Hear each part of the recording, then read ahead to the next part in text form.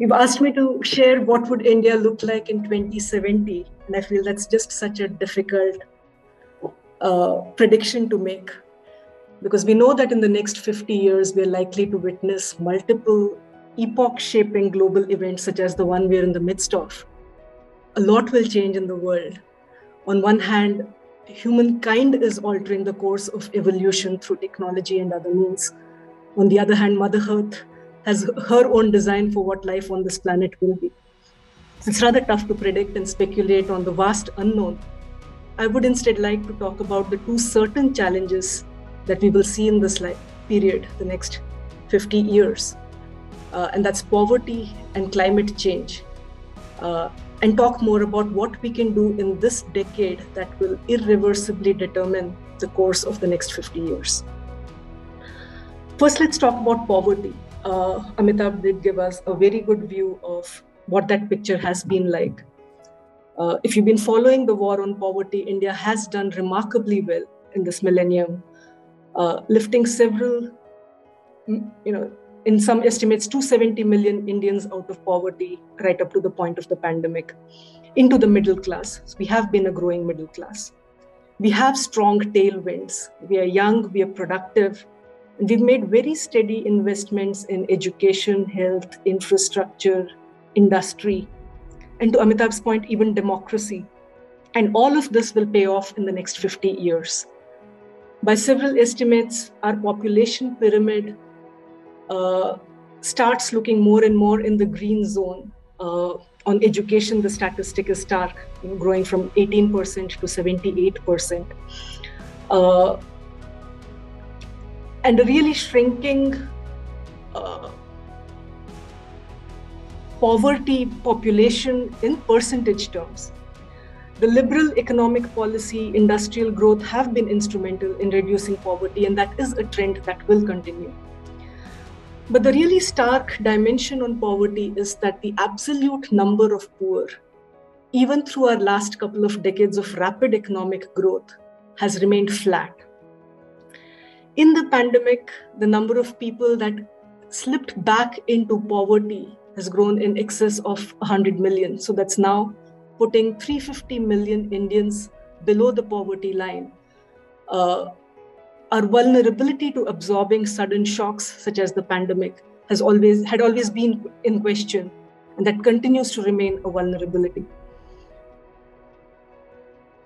What this tells is that while markets and while government have reached significant populations and have achieved good success in alleviating poverty, there still is a huge segment that can only be reached by a strong civil society. A civil society that recognizes our collective obligation to those at this base of the pyramid.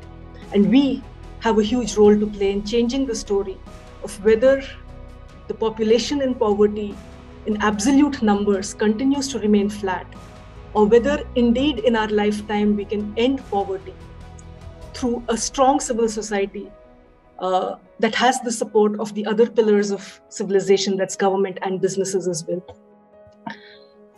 Ending poverty in our lifetime is a shared agenda, and governments must play that critical role in distributing the nation's resources equitably. We also need governments to provide citizens with a safety net in an increasingly unpredictable world. Industry too has a role to play, and industry must expand its view of value creation.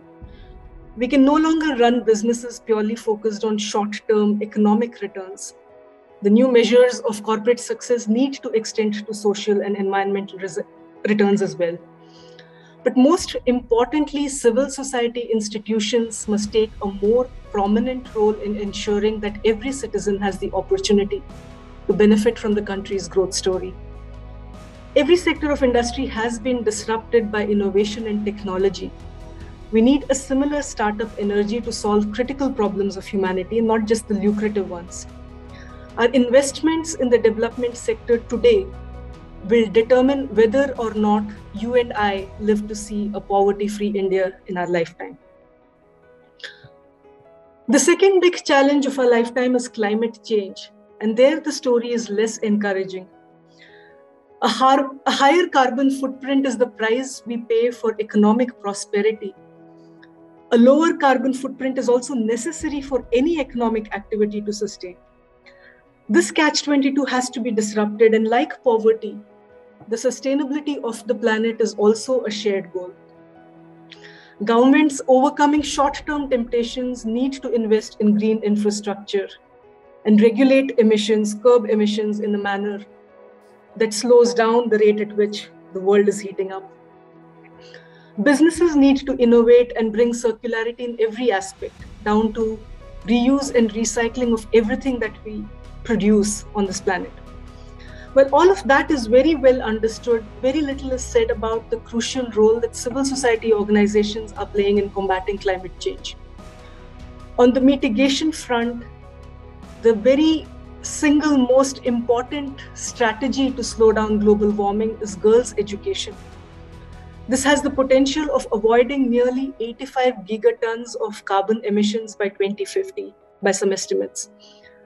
In educating the girl child and giving her agency over her reproductive rights, civil society organizations are already taking that pole position in saving the planet, and more of that needs to happen.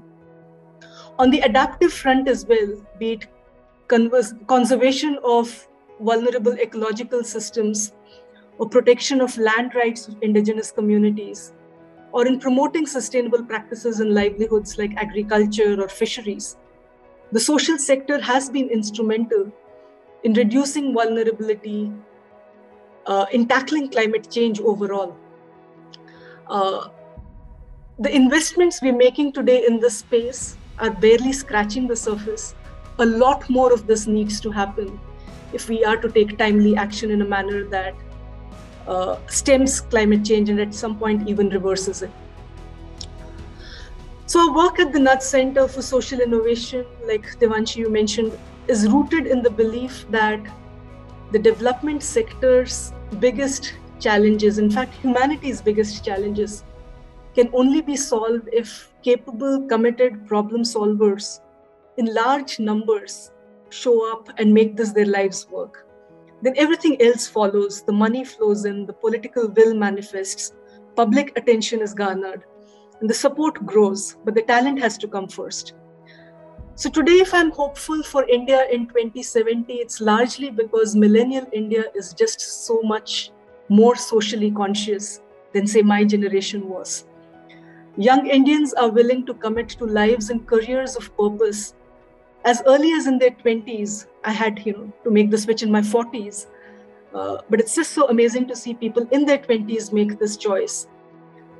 That's just what the world needs. That's definitely what will set India on the green path, as we near 2070.